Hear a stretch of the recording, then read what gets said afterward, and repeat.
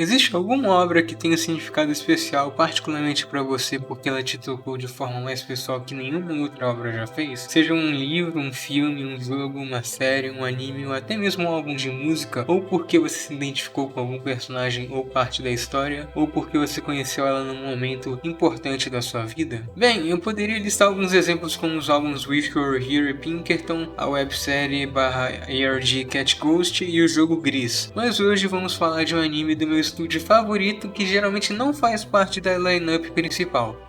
Esse anime se chama Sussurros do Coração. Pra quem me conhece faz um tempinho sabe que apesar de eu considerar A Viagem de Chihiro objetivamente o melhor filme do estúdio Ghibli, subjetivamente eu considero Sussurros do Coração o melhor filme, justamente porque ele é extremamente relatable pra mim, essencialmente em relação às reflexões e mensagens que ele nos traz, ou que pelo menos ele me trouxe. Então esse vídeo não vai ser uma review, nem uma análise completa, muito menos uma teoria que eu sinceramente não vejo como sairia uma teoria desse filme. Ele vai ser mais uma compilação de diferentes reflexões que eu fiz assistindo o filme e porque ele é tão relatable pra mim. Então acaba que esse vídeo está sendo feito mais pra mim mesmo do que pro YouTube. E antes que eu esqueça, caso você não tenha assistido o filme ainda, eu convido você a assistir o filme primeiro, não apenas para ter um melhor entendimento do vídeo, como também não quero estragar a experiência de assistir essa obra-prima pela primeira vez. Dito isso, vamos lá.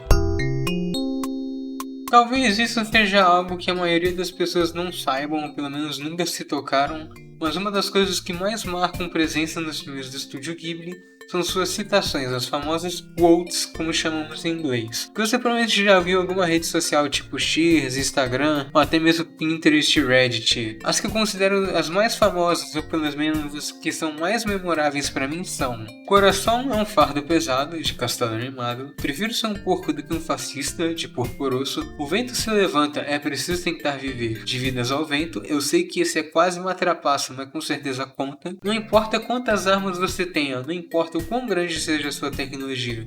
O mundo não pode viver sem amor, de Castelo no Céu. A vida sofrida é difícil, o mundo é amaldiçoado, mas ainda assim, você encontra motivos para continuar vivendo, de Princesa Mononoke. Crie mundos lindos, livres de malícia, de um menino à garça. Olha só quem deu as caras novamente. E é o que eu acho de longe a melhor de todas. Uma vez que você conhece alguém, você nunca realmente a esquece, de A Viagem de Chihiro.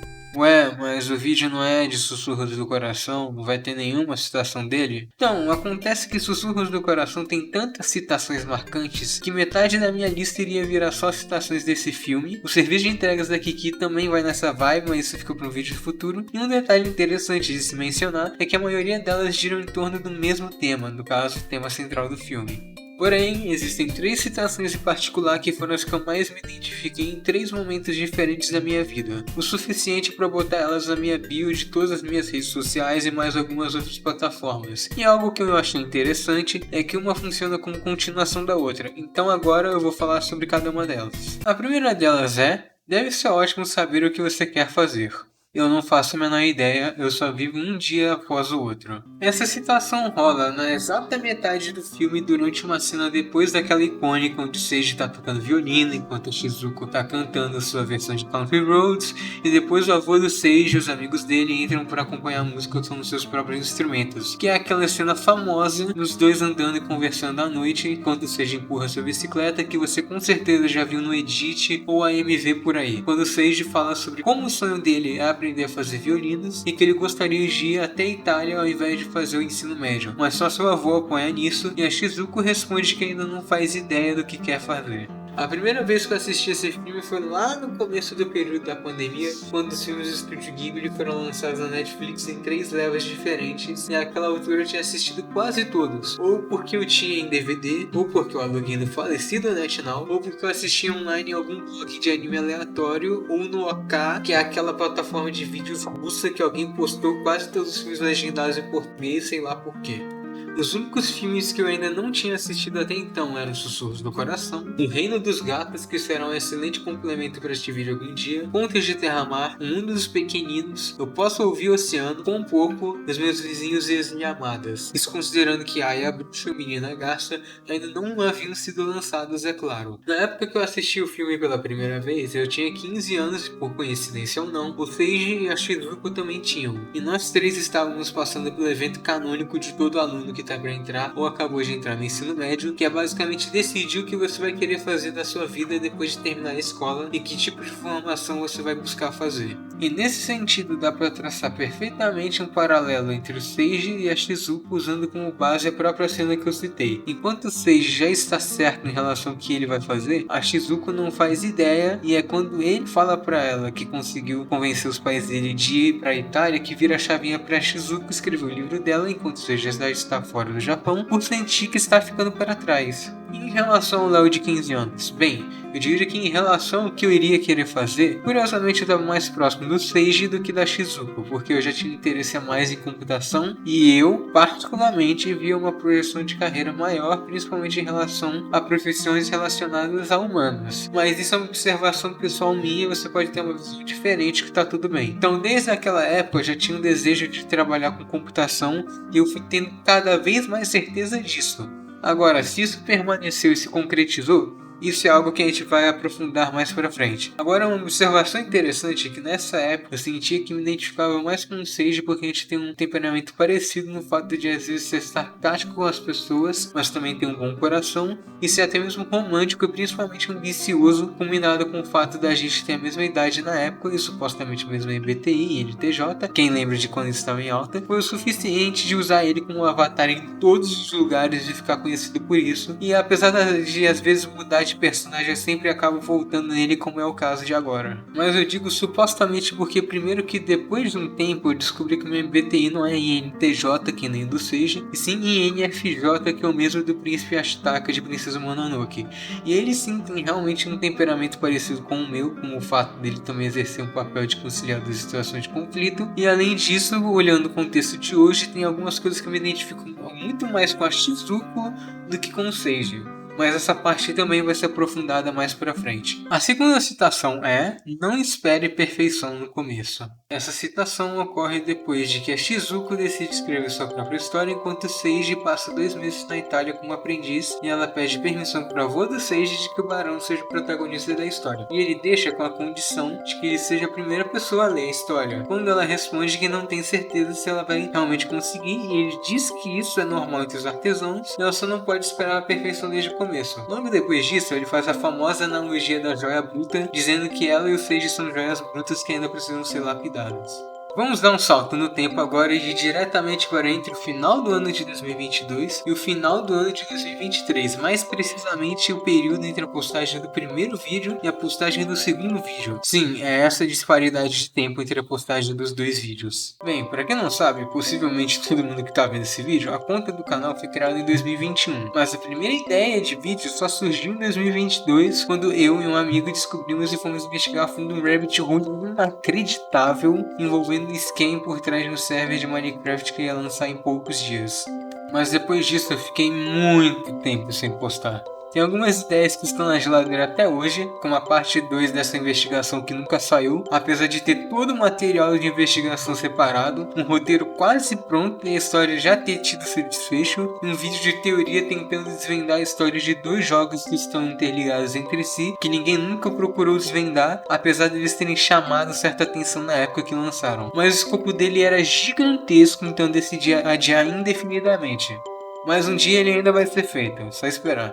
Porém, também teve o caso de um outro vídeo de investigação, dessa vez da Lost Media, da dublagem de um anime bem antigo, e esse sim chegou a ficar pronto. O único problema é que ele foi bloqueado por direitos autorais por mostrar cenas do anime, e eu não sabia como adaptar porque elas eram cruciais de serem mostradas por se tratarem da dublagem em si. Eu ainda tenho esse vídeo salvo. E paralelamente eu estava engajado nessa investigação, eu fui atrás do Reddit da Lost Media Brasil, fazendo um post escrevendo literalmente tudo que eu falei pra vocês até agora. E já tinha pensado em fazer um remake dele, porque apesar da edição e da narração antiga serem aquela coisa, o roteiro é bem sólido. O problema é que é uma investigação tão antiga no contexto tão defasado que eu não sei se realmente vai ser interessante refazer ele hoje em detrimento a outros temas mais relevantes. O primeiro vídeo tinha ido tão bem, principalmente para um canal que nunca tinha postado nada, que eu procurava fazer um vídeo tão grandioso quanto. vídeo. Mas apesar de supostamente ter feito um, esse vídeo teria saído em março de 2023, ou seja, vários meses depois para fazer apenas um segundo vídeo.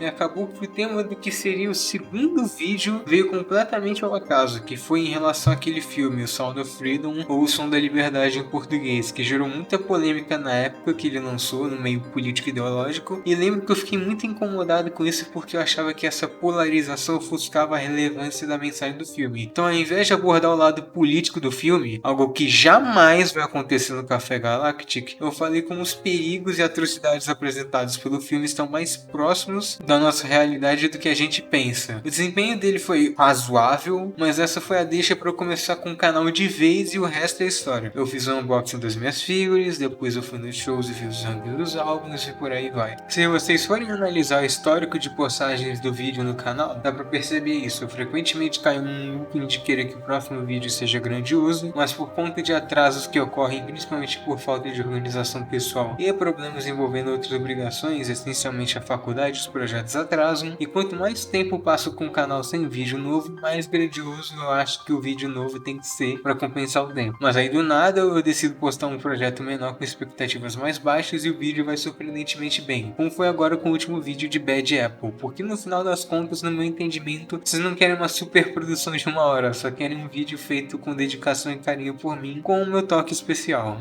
Eu não me considero uma pessoa perfeccionista, mas eu sempre tive um certo grau de detalhismo e ambição em relação ao que eu faço, então mesmo que demandasse mais tempo e esforço, eu sempre tento fazer as coisas da melhor forma possível. E falando de coisas que eu de fato me importo, eu sempre me recusei de fazer as coisas de qualquer jeito, mas isso nem implica que os vídeos iam ser realmente bons logo de primeira. E assim, com exceção do primeiro vídeo, que em literalmente todos os sentidos é um ponto fora da curva, já que eu sou uma pessoa que não gosta de se acomodar, eu sempre faço questão de que o vídeo seguinte tenha um temperinho a mais, ou seja, algum novo acréscimo, melhoria ou até mesmo correção, em quesitos como narração, roteirização e principalmente edição. E nesse processo, sempre quando eu lanço vídeos novos, eu olho pra trás, o vídeo que eu achava que era a coisa mais genial do mundo, agora eu acho uma bela porcaria. Eu achava o vídeo do ranking do Pink Floyd, que recentemente foi bloqueado em 238 países, incluindo Antártida, Vaticano, Cuba e Coreia do Norte, by the way, e dos Beatles, a coisa mais genial do mundo. Até os vídeos de jogos RPG Maker e Kiss Tenketsu saírem. E depois até o vídeo da teoria de um menino gato sair. E depois os de Pubs Enigma e La Canção de Alicia. E depois Live e collab com Peck. E agora Bad Apple e esse vídeo.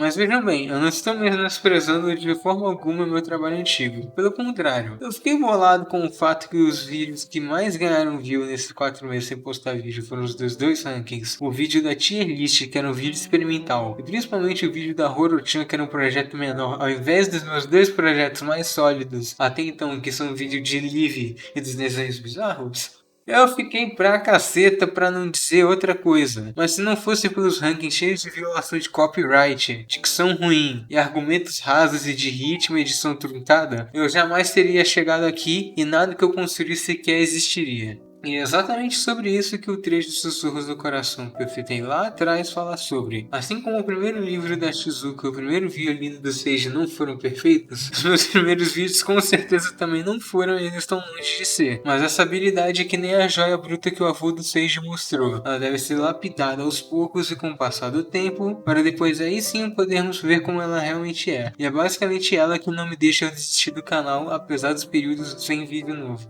E também dá para associar essa reflexão a uma fala do Seiji naquela outra cena quando eu citei antes sobre a sua ambição de fazer violinos. Não sei se tenho talento ou não até tentar. O que dá a entender é que a mesma conversa que o avô do Seiji teve com a Shizuko, ele também teve com o próprio Seiji, mas isso você só percebe assistindo mais de uma vez. E a terceira citação e a que mais me identifico atualmente é: não é fácil viver do seu jeito, você não pode culpar ninguém além de si mesmo. Essa citação acontece quando o pai da Shizuko chega em casa e houve uma discussão entre ela e sua irmã mais velha em relação a como vai ser o futuro dela se ela continuar assim, se referindo também às suas notas que despencaram. Ao invés do pai interferir e acabar com a discussão direto, ele calmamente vai prestando atenção em cada palavra enquanto se arruma e depois pede para as duas pararem a discussão e irem para a sala para que ele possa ouvir o ponto de ambas. Quando os pais da Shizuko e ela conversam a sós, o pai dela comenta que ele reparou que ela tem feito um esforço a mais na biblioteca e ele fala que eles devem deixá-la fazer o que deseja,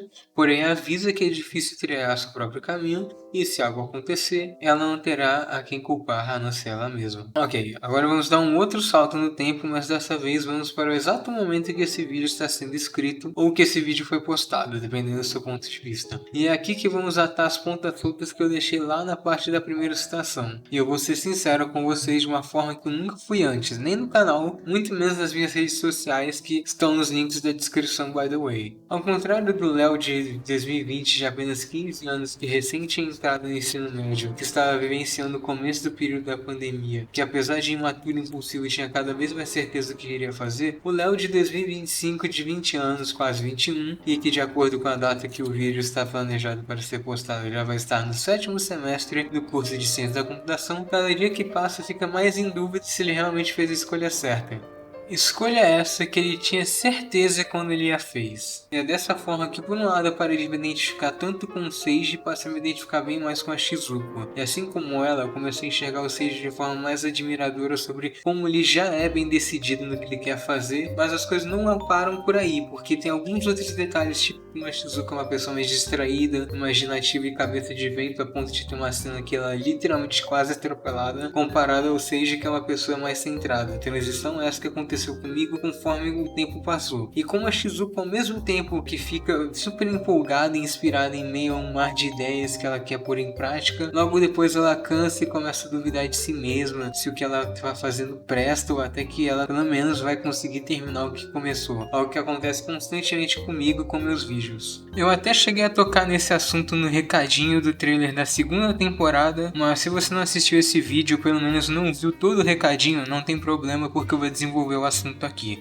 Como vocês devem imaginar, o canal não ficou parado esse tempo todo porque eu quis não. Pelo contrário, na verdade a coisa que eu mais estava me frustrando nesses últimos tempos era não conseguir trabalhar no canal, não por falta de ideias nem por falta de tempo, propriamente dito, e sim por falta de cabeça. A prova disso é que nesse meio tempo entre o vídeo dos discos e essa nova leva de vídeos planejada, em torno de 4 vídeos entraram factualmente em produção. Entre eles estão o Cliffhanger que eu deixei no vídeo dos discos, mas isso aí vocês vão ter que ver o vídeo para poder saber, mas terminei esse primeiro. Um vídeo teorizando a lore por trás de Flow, aquele filme lá do gatinho preto que ganhou o Oscar, mas eu não consegui desenrolar ele e desisti depois que o hype passou. Tem um de Roblox que está sendo arrastado desde o início do ano porque esse é basicamente o próximo Live, questão de nível de produção e ambição e não quero desistir dele, tanto que ele aparece no final do trailer. Um sobre a do Estúdio Ghibli quando a treta estourou que estava 70% inscrito, mas eu tava odiando fazer ele, então eu simplesmente cancelei o projeto. Tá, mas por que exatamente segundo suas próprias palavras você estava sem cabeça para fazer seus vídeos, vocês perguntam. E eu respondo, é bem simples na verdade, eu tenho diversas outras obrigações e projetos paralelos ao canal que somados me causaram um esgotamento emocional muito grande durante esse semestre, não por ocuparem muito tempo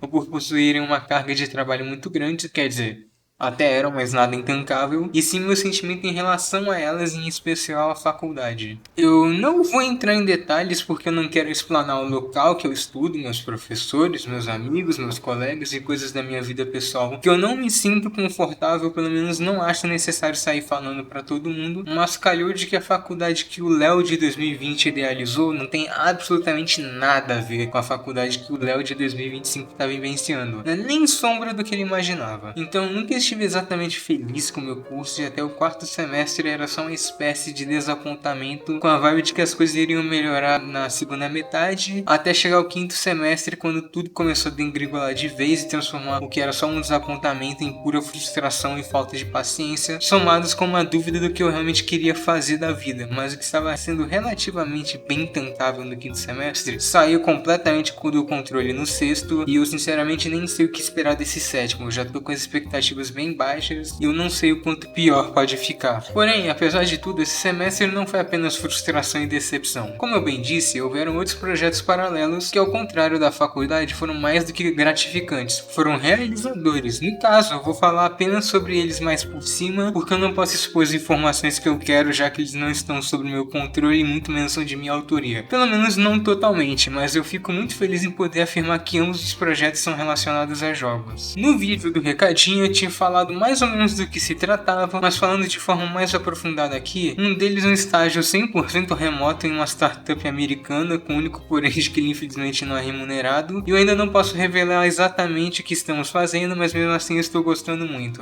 O outro deles, apesar de eu poder falar bem mais, não vou me alongar tanto para não perder o foco do vídeo, mas basicamente foi um jogo criado durante uma Game Jam, mas essa Game Jam em específico tem um modelo diferente do que alguns de vocês já devem conhecer, que no caso é a Game Jam Plus, que tem mais um modelo de campeonato, com a semifinal sendo de escala continental e a final sendo de escala global. Eu participei da edição 24 e 25 junto com um time por trás do jogo Sweet Funeral, que tá na descrição para quem tiver interesse, que foi classificado na final global, que ironicamente foi sediado em Brasília.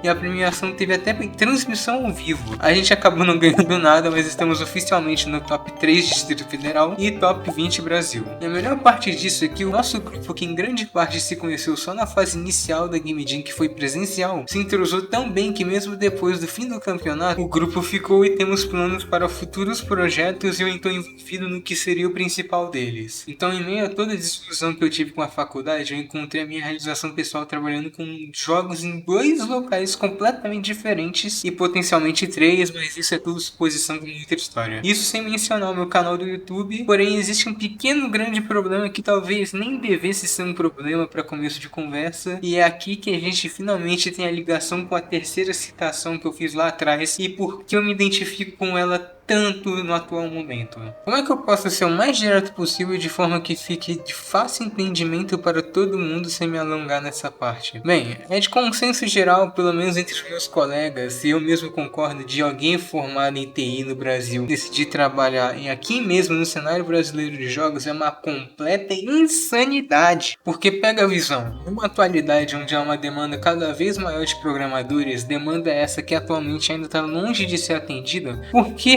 raios, ao invés de você buscar trabalhar em algum órgão ou instituição ligada ao governo, onde você tem uma série de garantias e benefícios junto de um salário enorme que nem a maior parte dos seus colegas, você quer trabalhar no mercado onde o seu salário é significativamente menor e você não tem nem garantia de nada porque esse mercado nem é consolidado ainda? Trabalhar com jogos já pode ser considerado uma decisão questionável quando seu objetivo é se mudar para algum país de primeiro mundo cujo mercado já é de fato consolidado, ou pelo menos trabalhar 100% remoto aqui mesmo no Brasil, como eu meio que já faço. Mas trabalhar com jogos no Brasil, especificamente em Brasília ainda por cima, por que alguém faria isso? Bem, a resposta é ridiculamente simples. Porque eu quero.